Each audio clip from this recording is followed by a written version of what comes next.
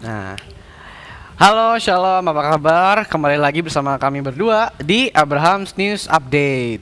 Nah, pada kali ini kita akan membahas 5 hal ya?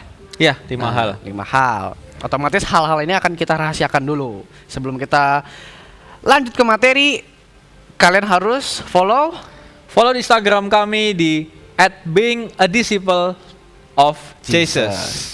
Nah, langsung aja kita to the point ke materi pertama. Nah, Oke. Untuk materi pertama kita bakal ngebahas apa nih Kak Theo nih? Ini tadi sebelumnya kita belum kenalan loh, Ben. Oh iya, saya lupa. Tapi nggak apa-apa. Iya. Jadi di sini saya Theo dan rekan saya Bene. ya, hari ini Ben, saya mau nanya. Jadi gini, Ben. Saya sebagai pemuda Kristen itu mau belajar Alkitab itu kok masih bingung. Jadi kadang-kadang saya membaca satu firman itu takut salah mengartikan atau bahkan saya mengartikannya itu ngasal. Soalnya kenapa saya itu kadang-kadang saya juga suka baca buku-buku referensi dari pendeta-pendeta beberapa gitu ya. Itu soalnya kan ada yang sering mengatakan satu firman itu A dan satu firman itu sendiri pendeta lain mengatakan B. Nah itu aku tuh bingung, Ben. Aku harus gimana cara biar memahami Alkitab itu, Ben? Kamu tahu nggak, Ben, caranya, Ben? Nah, pertanyaannya itu kita berdua sama-sama memiliki satu pertanyaan ini yang sama. Soalnya aku juga sama. Jadi aku baca Alkitab nih, otomatis kan nggak semuanya aku ngerti gitu ya. Nah, pas lagi bingung-bingungnya itu bingung gitu, maksudnya kayak ini mau ngartiin sesuai versi sendiri atau nggak pakai tafsiran. Nah itu yang susahnya. Nah terus gimana tuh? Nah, daripada bingung-bingung, mending kita langsung cari tahu aja jawabannya di set. Kita harus sadari dulu, kitab suci agama Kristen itu adalah Alkitab. Alkitab tidak ada Alkitab seri 1, Alkitab versi apa gitu kan. Paling yang ada membedakan bahasanya, ya kan. Tetapi tidak ada tafsiran Alkitab menurut teolog siapa, ngerti nggak? Nah itu dasarnya Alkitab itu satu. Kan tadi kan kita udah bilang ada 5 hal yang bakal kita bahas ya. Nah, untuk lanjut ke hal yang kedua, tentang apa nih materinya? Lagi nih, Ben. Apa nih? Soalnya kan aku tuh kalau lagi nganggur, lagi bosen itu iseng-iseng lah nonton di YouTube. Itu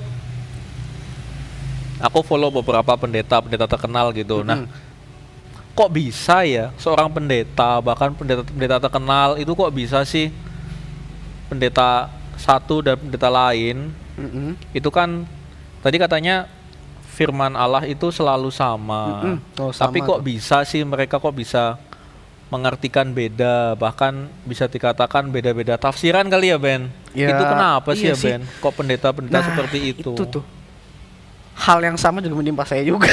Iya. Contohnya, nah, kan? jadi apa ya, kemarin juga waktu itu hari Minggu sempat diajak teman buat ke gereja. Sebelumnya kan aku juga udah gereja lagi, di gereja yang lain. Nah, untuk main-main bersama teman di gereja yang ini juga beda pemahamannya sama di gereja yang sebelumnya. Iya. Jadi kan kita sebagai jemaat kan juga bingung. Nah itu makanya. Gimana kalau daripada kita bingung, kita minum? Aus nih. Iya, saya juga aus sih. Saya ada alpukat nih. Nah, minum dulu lah ya. Oke, minum dulu lah. Bentar, enak banget nih. Aduh, lumayan nih. Enak. Jadi bisa agak jernih pikirannya ya. Tapi tetap saya belum bisa ketemu nih jawaban kenapa kok pendeta bisa berbeda-beda tafsiran. Maupun yang terkenal sekalipun berarti ya. Nah itu aku juga bingung. Daripada bingung-bingung, kita tanya lagi. Sama? Gini. Sekarang kalau pertanyaan tadi kok, tetapi kenapa di dalam tafsiran Alkitab itu bisa berbeda-beda kan gitu? Bener ya? Dalam menafsirkan Alkitab itu kok pendeta A bisa mengatakan yang lain, pendeta B bisa mengartikan yang lain. Nah, disinilah letaknya, gitu kan? Letak kesalahannya itu adalah, kekeliruannya itu adalah setiap kita manusia yang membaca firman itu menggunakan pengertiannya sendiri, ya kan? menggunakan pengertian, menggunakan kekuatannya tanpa bertanya kepada si pemilik firman. Tahu nggak Theo, pemilik firman siapa?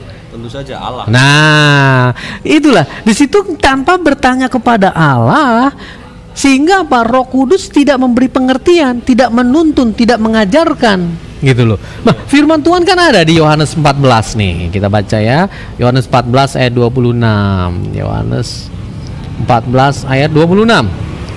Tetapi penghibur, yaitu Roh Kudus, yang akan diutus oleh Bapa dalam namaku, dialah yang akan mengajarkan segala sesuatu kepadamu dan akan mengingatkan kamu akan semua yang telah kukatakan kepadamu. Tuh, jadi yang mengajarkan kita itu adalah Roh Kudus. Benar? Yang akan mengajarkan, yang akan mengingatkan apa yang telah Yesus ajarkan. Nah, sekarang ini kenapa sih tadi pendeta bisa berbeda-beda? Nah, nggak mungkin saya katakan di sini tidak terus bertanya kepada Allah, ya kan? Nah, atau mungkin cuma melihat referensi dari penulis-penulis buku, sehingga langsung disampaikan kepada jemaat, gitu loh. Memang disadari atau tidak, memang banyak, gitu kan. Sebelum saya juga belajar firman, saya banyak contoh lah. Kita bicara mengenai perceraian, ya kan? Yang di Matius 19 itu, Matius 19 ayat 9. Sama nanti di Lukas 16 ayat 18 sampai di 1 Korintus 7 ayat 10 berbicara perceraian.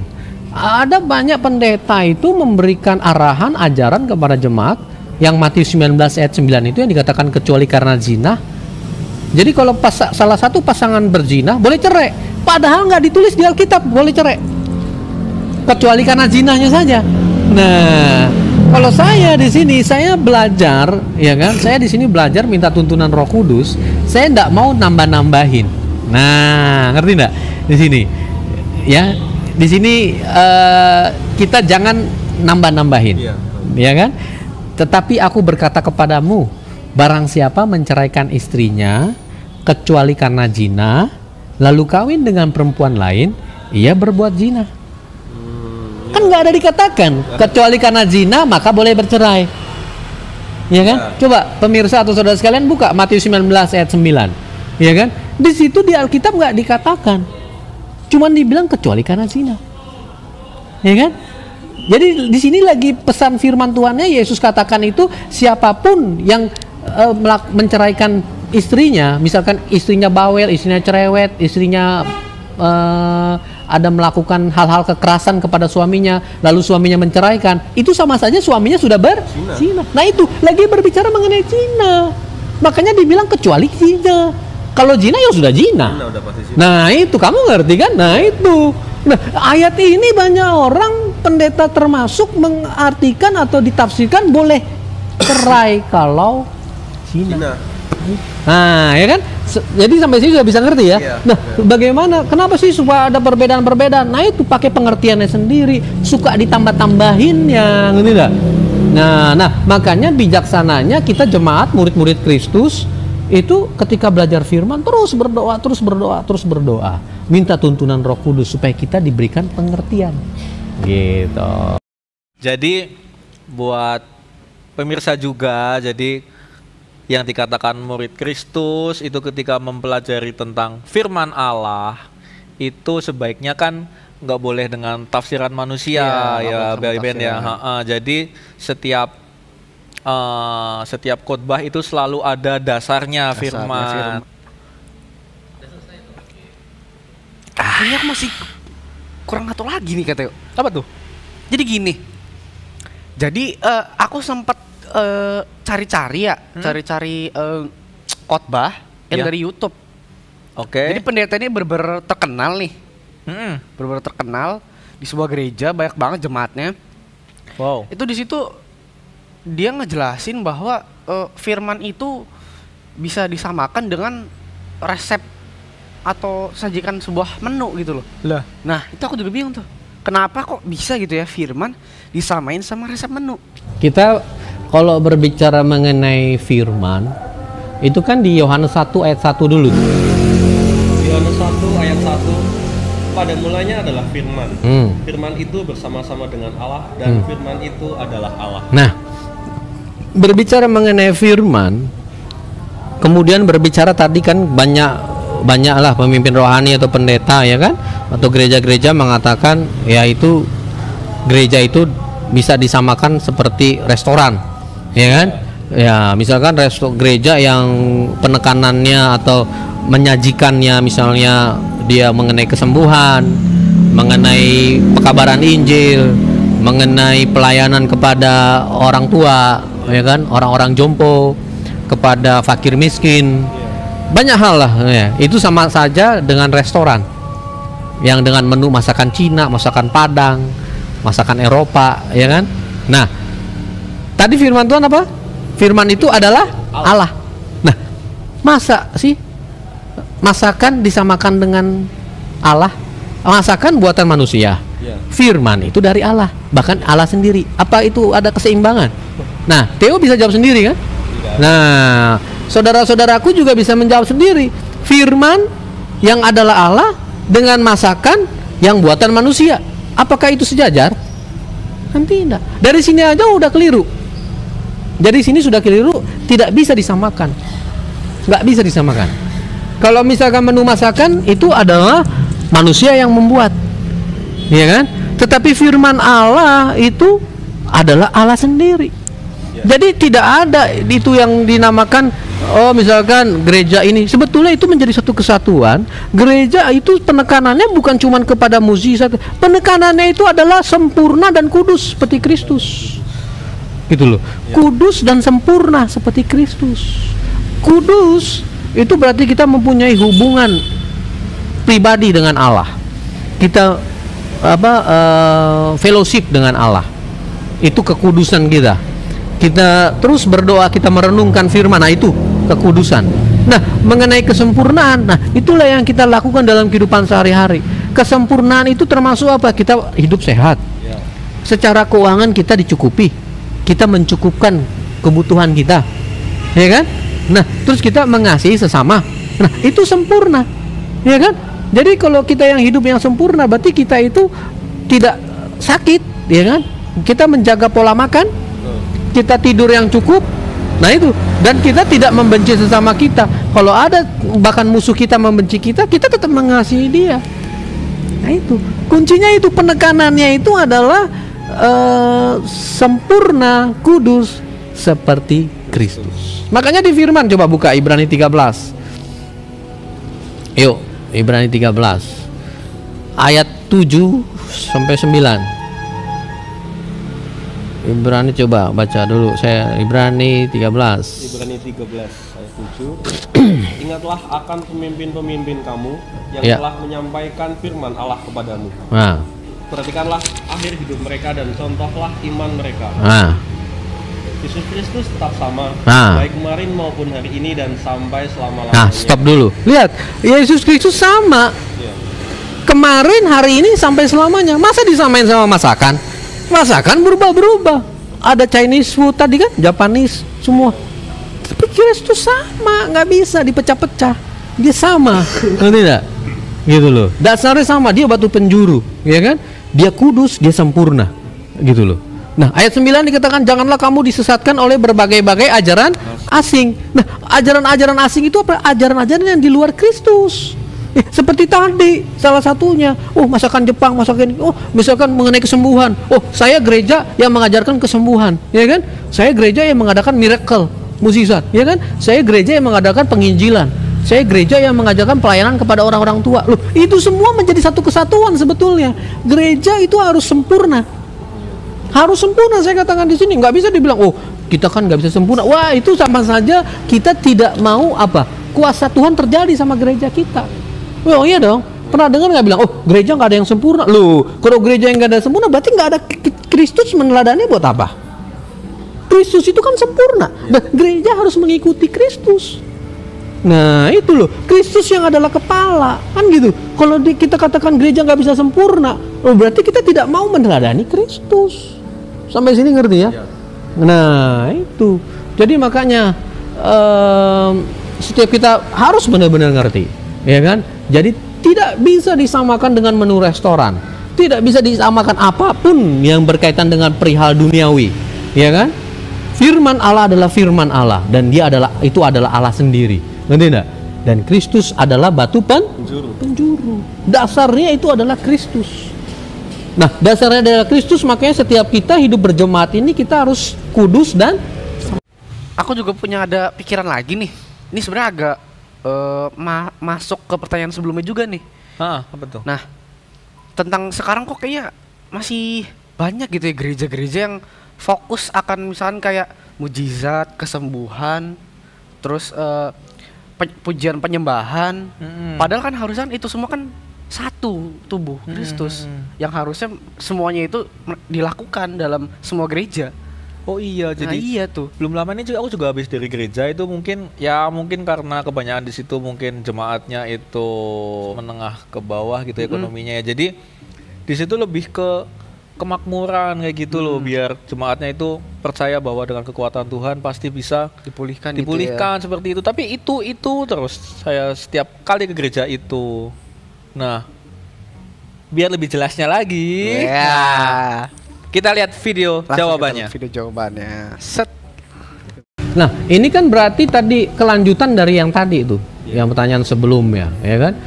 Kelanjutan dari tadi. Akhirnya karena gereja itu mempunyai pemahaman masing-masing. Oh, ini saya penekanannya di tadi kesembuhan. Saya di miracle atau mukjizat. Nah, sehingga mereka menawarkan kepada jemaat, ya kan, mengenai mukjizat. Nanti ada lagi gereja yang bicara mengenai berkat jasmani, ya kan? Dengan engkau ke gereja, engkau memberikan perpuluhan, bahkan memberikan persembahan-persembahan lainnya, buah sulung dan sebagainya, maka engkau akan diberkati berlimpah-limpah. Kan begitu. Nah, dalam hal ini itu akan terjadi suatu miss atau pemahaman yang keliru, yang keluar dari apa yang sudah disampaikan oleh murid-murid Yesus ketika itu, yang diajarkan oleh Yesus sendiri kepada ke-12 murid Yesus itu pada mulanya, dan apa yang dikatakan Yesus juga. Nah, itu saya katakan di sini tadi miss, keluar dari situ, sehingga apa? Yesus sendiri berkata, Matius 6 ayat 33, carilah dahulu kerajaan Allah dan kebenarannya, maka semua akan ditambahkan. Nah, jadi sebetulnya setiap kita, yuk, yang pemimpin-pemimpin rohani nih, kita sebagai pemimpin-pemimpin rohani, kita kembali kepada firman, kan gitu. Kembali kepada firman. Terus kita enggak usah punya penekanan atau kita menjual, oh kita di sini fokusnya kepada mukjizat, kita fokusnya kepada sekolah minggu, kita fokusnya kepada penginjilan, kita fokusnya kepada penjara. Tidak. Semua itu adalah menjadi satu kesatuan. Kita harus melayani setiap orang. Ngerti enggak?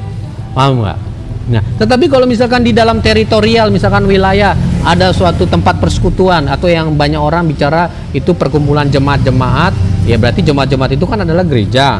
Nah, misalkan di dalam daerah yang kumuh, misalkan di daerah yang banyak orang-orang yang menengah ke bawah, ya tentu yang berjemaat kan menengah ke bawah, nggak menjadi masalah, ya kan? Tetapi ketika di dalam memberikan pemahaman firman-Nya itu adalah setiap kita yang berjemaat itu harus hidup kudus dan sempurna. Nah, penekanannya itu. Demikian juga misalkan tempat persekutuan jemaat-jemaat yang ada di daerah elit misalnya, di daerah Jakarta Pondok Indah misalnya, ya kan? Itu daerah orang-orang menengah ke atas, ya kan? Berarti orang yang berjemaat itu kan orang-orang yang berduit lah katakan, orang-orang yang berkelebihan tentunya. Sama, diajarkannya mengenai apa? Hidup kudus dan sempurna, ya kan? Mencari kerajaan Allah. Nah, ketika kita hidup kudus dan sempurna, maka yang namanya itu tadi, yang namanya kesembuhan, yang namanya berkat jasmani, yang namanya mukjizat, apapun itu yang namanya apa-apa yang kita punya masalah, itu akan mengikuti kita, akan ditambahkan. Kan firman Tuhan sendiri, Yesus bilang, carilah dahulu kerajaan Allah dan kebenarannya, maka semua akan ditambahkan. Nah itu, firman Tuhan lagi Roma 11 ayat 16 tuh, nih. Jadi kita harus kenal dulu Kristus. Makanya gini, banyak kita jemaat itu yang nggak mengenal Kristus. Karena apa? Karena itu tadi Theo sampaikan dalam pertanyaan ini tepat sekali, cocok sekali. Banyak jemaat yang nggak mengenal Kristus. Kenapa? Karena gereja tadi menjual produk atau menawarkan pengajaran itu yang misalkan cuman kepada mukjizat, ya kan? Atau cuman kepada berkat jasmani, ya kan? Diberkati berlimpah, ya kan? atau berbicara mengenai kesembuhan, ya kan? Sehingga tidak mengenal Kristus, ya kan? Nah, padahal firman Tuhan sini tadi bilang Roma 11 tadi. Ayat keberapa tadi? 16 ya. Jikalau roti sulung adalah kudus, maka seluruh adonan juga kudus. Dan jikalau akar adalah kudus, maka cabang-cabangnya juga kudus. Nah, itu roti sulung adalah Kristus. Maka kita ini yang jemaat-jemaatnya, murid-muridnya yang terus belajar firman harus kudus. Ngerti sampai sini? Nah, itulah makanya. Jadi saya menghimbau, saya mengajak kepada rekan-rekan sekerja Allah yang memang benar-benar kita terpanggil untuk memuliakan Allah dari setiap perkataan, pemikiran, dan perbuatan. Yuk kita jangan tambah-tambahkan firman, kan gitu. Kita tetap apa yang dikatakan firman katakan kepada jemaat, kan gitu. Kita tidak tambah-tambahkan, kita tidak pakai pengertian sendiri. Sudah apa yang di dalam firman kita sampaikan. Kita cuma menuntun saja kepada jemaat. Ini loh firman Tuhan katakan ini. Kita sampaikan itu, ya kan? Memberikan pencerahan. Kita sampaikan apa yang menjadi kehendak Allah, supaya jemaat-jemaat Allah dimanapun berada, apapun profesinya, mereka mengenakan Kristus di dalam kehidupannya, yaitu apa? Menjadi pribadi yang serupa seperti Kristus. Nah, itulah Kristen-Kristen, murid Kristus, gitu. Nah, tentunya Ben, sekali lagi buat kita yang mempelajari firman Allah, kita nggak boleh pakai tafsiran manusia. Iya. Tadi yang masalah gereja ada yang fokus ke mukjizat atau ada yang kemakmuran, kesembuhan. Tentunya juga kita ada dasar-dasar ayatnya kenapa kita nggak boleh seperti itu. Ini dia contoh ayatnya.